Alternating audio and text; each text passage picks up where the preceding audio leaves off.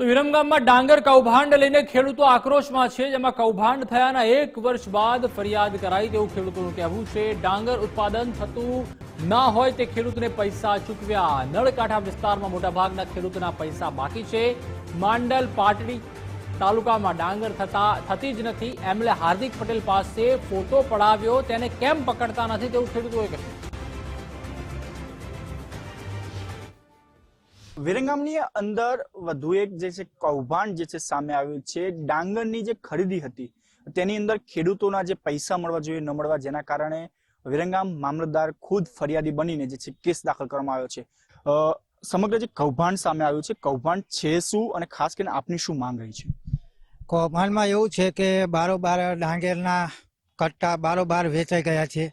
અમે દરેક ખેડૂતોએ એક સરકાર થ્રુ જ્યારે મેસેજ અમારા ફોનની અંદર પડ્યો ત્યારે અમે તમામ ખેડૂતો જઈ અને ડાંગર અમે ત્યાં નાખી ગોડાઉનની અંદર, પરંતુ ગોડાઉનની અંદર એવું તો કૌભાંડ થયું કે ત્યાંથી બારોબાર ડાંગર ક્યાંક ને ક્યાંક ભ્રષ્ટાચાર થઈ ગયો અને જેના અનુસંધાને આજ દિવસ સુધી કોઈ જ પણ ખેડૂતોને પૈસા મળ્યા નથી।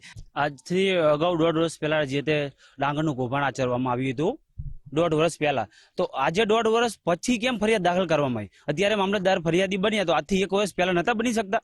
વિરમગામના જ્યારે ધારાસભ્ય દરેક વાતમાં એવું કહે કે મારો નળ કાંઠો, મારો નળ કાંઠો, તો આ નળ કાંઠામાં કૌભાંડ આચર્યું તો આજ સુધી હજુ કેમ સીએમ ને ક્યાંય કોઈને રજૂઆત નહીં કરી શકી? ઘણા બધા એવા ગામ છે કે જે ગામમાં ડાંગર જ નથી થતી તો ત્યાં ખેડૂતોએ ડાંગર નાખીને પૈસા મળી ગયા છે, તો ખોટા દાખલા તલાટીએ કઈ રીતે ડાંગર ના આપ્યા? આવા તો અનેક પ્રકારના અંદર લોકોની સંડોવણી છે।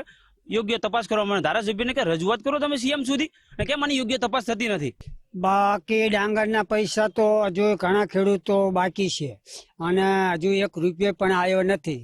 અને આ જ્યારે અમે અંગૂઠા હાલવા ગયા ને તો બારોબાર ગાડીઓ ભરાતી હતી, પણ આની કોઈ રજૂઆત સાંભળતા જ નથી। ત્યાં જે ખેડૂતોએ પૈસા નાખ્યા ત્યાં વિસ્તારમાં ડાંગર નથી થતા, તલાટીએ કઈ રીતે દાખલો આપ્યો ડાંગર નાખી, તો એમને તો જે નળકાંઠાના ખેડૂત ડુપ્લિકેટ ડાંગર નાખી એમને પૈસા પેમેન્ટ જલ્દી મળી ગયું છે, તો આમને કેમ નથી મળ્યું?